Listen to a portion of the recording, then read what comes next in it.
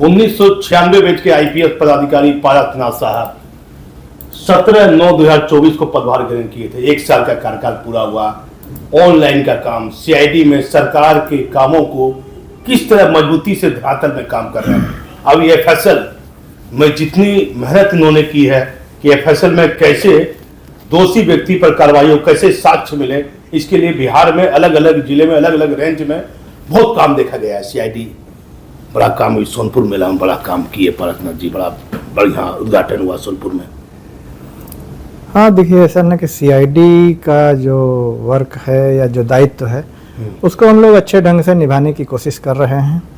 और पिछले वर्ष जब मैंने यहाँ ज्वाइन किया था उसके बाद से हम लोगों ने ई ऑफिस को अपने यहाँ चालू किया। मेरे ज्वाइन करने के 10वें दिन ई ऑफिस चालू हो गया और हम लोग जितने भी पदाधिकारी आते हैं हमारे यहाँ ज्वाइन करते हैं सबको हम लोगों ने ट्रेनिंग दिया, उनसे काम करवाया। तो आज के समय में सीआईडी पूरे बिहार राज्य के हर डिपार्टमेंट में किसी भी इकाई से ज़्यादा ई ऑफिस पर काम करती है। दूसरा, मुझे बहुत पहले से ही ई ऑफिस के लिए नोडल पदाधिकारी के रूप में नॉमिनेट किया गया था। तो मैंने उसको कोशिश किया था और अब जो वर्तमान डीजी साहब हैं इनके समय में हम लोगों को काफ़ी सपोर्ट मिला, तो पुलिस मुख्यालय की अन्य इकाइयों में भी अब काफ़ी काम होने लगा है। और ख़ास तौर से मुझे डीजी साहब के अधीन जो कुछ सेक्शंस हैं उनका जो रिव्यू करने का मौका मिला, तो उसमें कई सेक्शंस ऐसे हैं जिनमें आज के समय में 80% से 90% तक वर्क उनका डिजिटल शुरू हो चुका है। इसी में हम लोग अब आगे रेंज के जो आईजी हैं, डीआईजी हैं और ज़िलों के एसएसपी और एसपी हैं उनकी ऑफिस को भी ई ऑफिस करने के लिए पत्र भेज चुके हैं और उनसे जानकारियां मांगी जा रही हैं।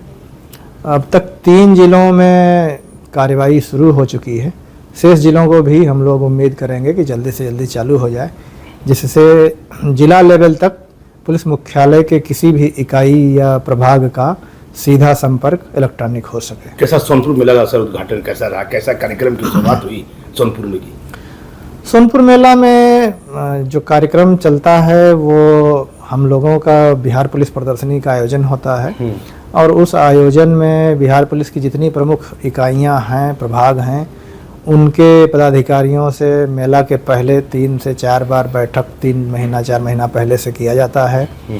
उनसे बात करके कुछ चीज़ें निर्धारित की जाती हैं कि क्या वो प्रदर्शित करेंगे।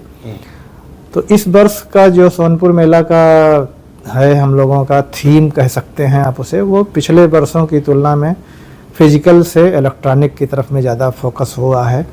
वीडियोज़ या और छोटे छोटे जो उनके बनते हैं पैम्पलेट्स, वो सारी चीज़ें डिजिटल फॉर्मेट में दिखाया जा रहा है। वहाँ पर टीवी लगे हुए हैं, कंप्यूटर लगे हुए हैं, उसे सोशल मीडिया के माध्यम से भी लोग प्रचार प्रसार दे रहे हैं, कर रहे हैं।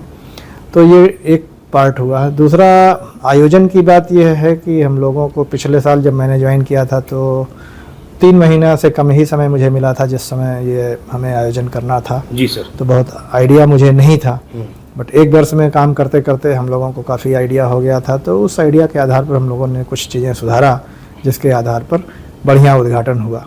एफएसएल की सर नई टीम जो है पूर्णिया में खुलने की बात सामने आई है और साइबर को लेकर कोई नई जांच शुरुआत एफएसएल के माध्यम से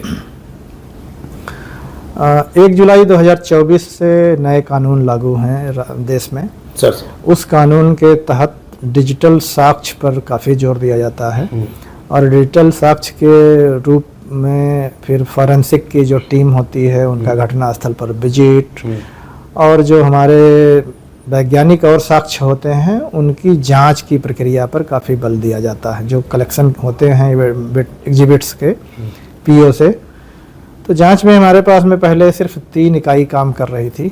पटना में एफएसएल, मुजफ्फरपुर और भागलपुर में क्षेत्रीय एफएसएल। राज्य सरकार ने 2 पूर्णिया और राजगीर के लिए पहले से ही पिछले वित्तीय वर्ष में ही फंड सैंक्शन कर दिया गया था, जिसके आधार पर कुछ उपकरण खरीदे भी जा चुके थे और कुछ उपकरण जो बचे हुए हैं वो इस वित्तीय वर्ष में खरीदे जा रहे हैं। तो राजगीर तो 2 मई से चालू हो चुका है, वहाँ पर जांच चल रही है। लेकिन क्या क्या जांच में है सर? लेकिन पूर्णिया अभी नहीं हो पाया है, जिसको हम लोग उम्मीद करते हैं कि जनवरी महीने में शायद चालू हो जाए। हम लोगों के पास में मैन पावर की कमी है, जिसके दिसंबर में या जनवरी में मिलने की संभावना है। क्या क्या सर जांच होगी भागलपुर में? मतलब फसल को लेकर, साइबर को लेकर 2-3 नई जांच की बात सामने आई है। भागलपुर में ऑलरेडी हमारा 8 सेक्शन काम करता है सर, और उसके बाद में मुजफ्फरपुर में भी 7 सेक्शन काम कर रहे हैं, जहां पर जो प्रदर्श प्राप्त हो रहे हैं उनकी जांच हो रही है।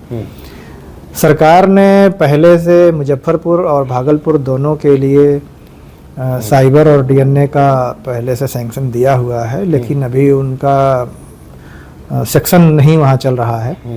तो उसके लिए जो आवश्यक उपकरण हैं, उस उपकरणों की सूची बना करके हम लोगों ने प्रस्ताव दिया है, और यह उम्मीद है कि वो उपकरण हमको इस वित्तीय वर्ष तक मिल जाएंगे। तो जब वो इस वित्तीय वर्ष में मिल जाएंगे तो हम लोग उम्मीद कर रहे हैं कि अप्रैल या मई महीने से उसे हम वहाँ चालू कर पाएंगे। कितना जिला रहेगा सर पूर्णिया में जो भी है साफी फसल कार्यालय खुले है? कितने जिला के प्रति जो काम करेंगे फैसिलिटी? देखिए, हमारे पास में 2 सिस्टम है।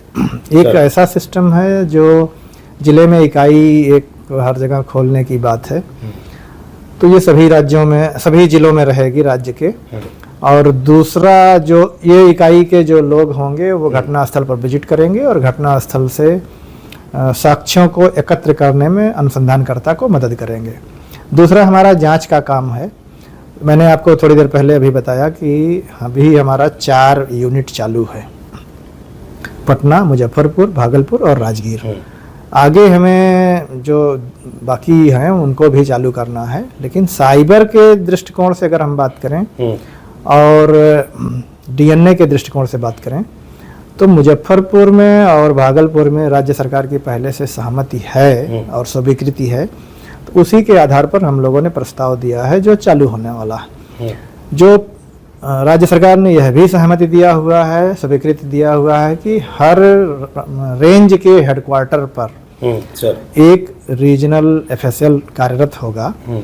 उसके तहत 2 रेंज दरभंगा और डेहरी को छोड़ करके शेष 5 जो बच रहे हैं और इन 5 के अलावा उनके लिए भी हम लोगों ने प्रपोजल तैयार कर दिया है और भेज दिया है। तो इसके उपकरण अगर मिल जाएंगे और मैन पावर हमें मिल जाएगा तो हम लोग उम्मीद कर रहे हैं कि अगले वित्तीय वर्ष में हम उन्हें भी चालू कर देंगे। तो जब वो भी चालू हो जाएंगे तो पूरे राज्य में अगले वित्तीय वर्ष में हमारे 10 एफएसएल और रीजनल एफएसएल चालू रहेंगे। और इससे जो आज के समय में 3 जो बड़े एफएसएल और क्षेत्रीय एफएसएल हैं उन पर जो लोड है वो काफ़ी घटेगा, और हम लोगों का जो अभी प्रदर्शनों की जांच में पेंडेंसी है वो घटेगी। तो हम लोग उम्मीद यह कर रहे हैं कि अगले वित्तीय वर्ष के शुरुआत में डीएनए और साइबर को छोड़ करके बाकी किसी भी डिवीज़न में पेंडेंसी नहीं होगी। और 1 महीना जिस दिन भी किसी भी एफएसएल में कोई एग्जिबिट रिसीव कराया जाएगा उसके लगभग 1 महीने के अंदर में जांच रिपोर्ट मिल जाएगी। पूर्णिया जिले में एफएसएल कार्यालय नहीं खुला है, जनवरी महीने में खुलेगा। सर, साइबर जांच और डीएनए जांच, इसकी शुरुआत कब से की जा सकती है? इसकी शुरुआत भी उसी के आधार पर हो जाएगी। अगर हम लोगों का प्रस्ताव स्वीकृत हो जाएगा और उपकरण हमें मिल जाएंगे तो हम लोग अप्रैल मई के आसपास में उसको भी चालू कर देंगे। राज्य सरकार ने तो अपनी सहमति दे दी है सर। राज्य सरकार ने सहमति दे दी है और अब केंद्र सरकार के पास में वो प्रपोजल भेजा जाने वाला है जिसमें उपकरणों की सूची है।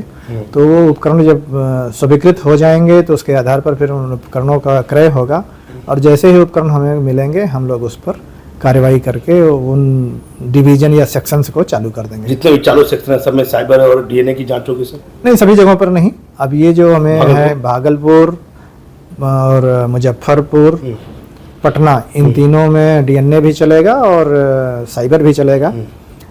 राजगीर के लिए और पटना के लिए पहले से हम लोग काम कर रहे हैं साइबर को स्थापित करने के लिए। सर, भागलपुर, मुजफ्फरपुर और भागलपुर, मुजफ्फरपुर, पटना, भागलपुर और मुजफ्फरपुर। मुजफ्फरपुर में तीनों में सभी जगहों पर चलेगी साइबर और डीएनए दोनों।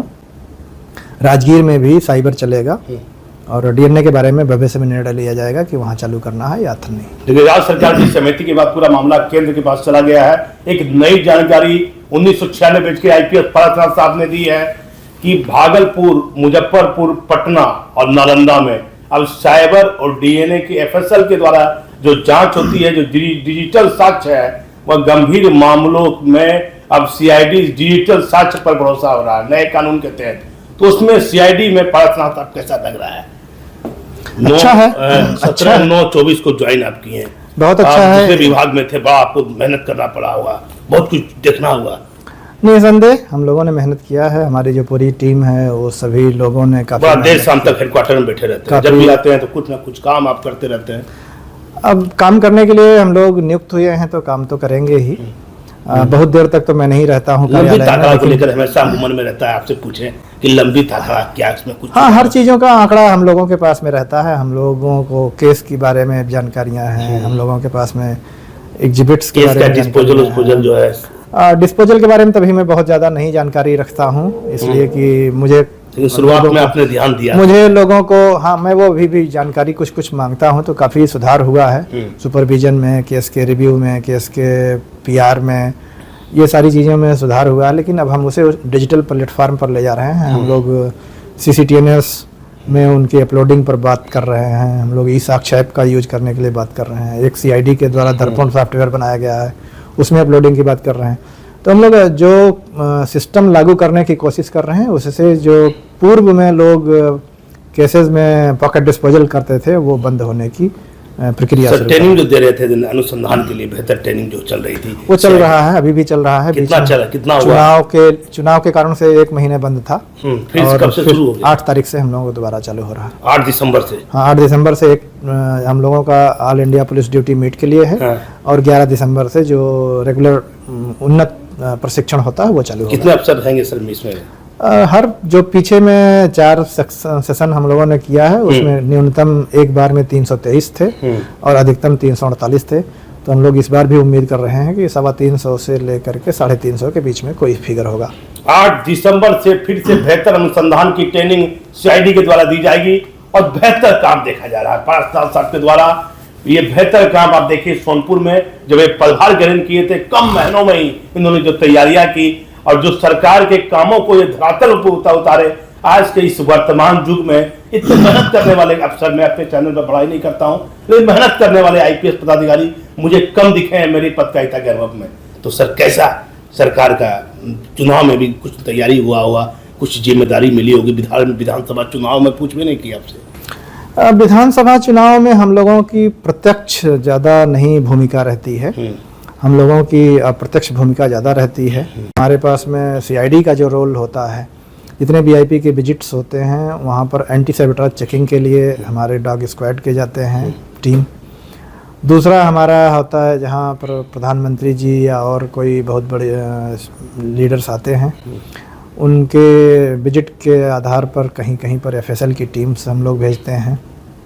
और तीसरा हमारा रोल होता है चुनाव के समय जब मतदान का अवसर आता है तो मैन पावर भेजना, जिसमें पुलिस पदाधिकारी और पुलिस कर्मियों को चुनाव ड्यूटी हेतु दूसरे ज़िलों में भेजा जाता है। तो ये हमारा डायरेक्ट है और बाकी हम लोगों का इनडायरेक्ट रहता है।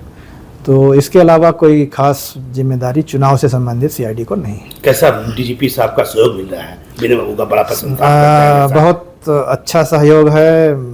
मुझे तो जितना दिन बीता इसमें कभी भी ये महसूस नहीं हुआ कि मैंने अगर कोई बात कहा हो तो DG साहब ने उसे इनकार कर दिया हो। कोई भी ऐसा उदाहरण मुझे नज़र नहीं आता है। हाँ, ज़रूर कभी किसी चीज़ में अगर मेरे प्रस्ताव में कोई कमी रहती है या कुछ इम्प्रूवमेंट का अवसर रहता है तो DG साहब वो सुझाव देते हैं, और DG साहब के हर सुझाव को हम लोग विमर्श करने के बाद में उसे इनकारपोरेट कर लेते हैं। लेकिन बड़ा खुलासा किया पारसनाथ साहब ने, कहा वर्तमान DGP का सहयोग एक टीम भावना के साथ पूरे पुलिस मुख्यालय की टीम काम कर रही है और बेहतर सहयोग DGP साहब का मिलता है। हर कार्यों में उनका सहयोग, उनकी अनुमति रहती है। इसीलिए आप सच देखना है तो आप हमारे चैनल पर बने रहिए। किसी भी राज्य का महत्वपूर्ण पार्ट होता है अपराध अनुसंधान विभाग, जो बिहार में बहुत बेहतर तरीके से नए तरीके से जो नया कानून बना है, इसमें सीआईडी की एक महत्वपूर्ण भूमिका रहती है। उस महत्वपूर्ण भूमिका में महत्वपूर्ण कार्यों को अच्छी तरीके से कार्य कर रहे हैं पारकनाथ साहब। सच देखना है तो आप हमारे चैनल पर बने रहिए। मैं पटना पुलिस मुख्यालय से दीपक नौरंगी।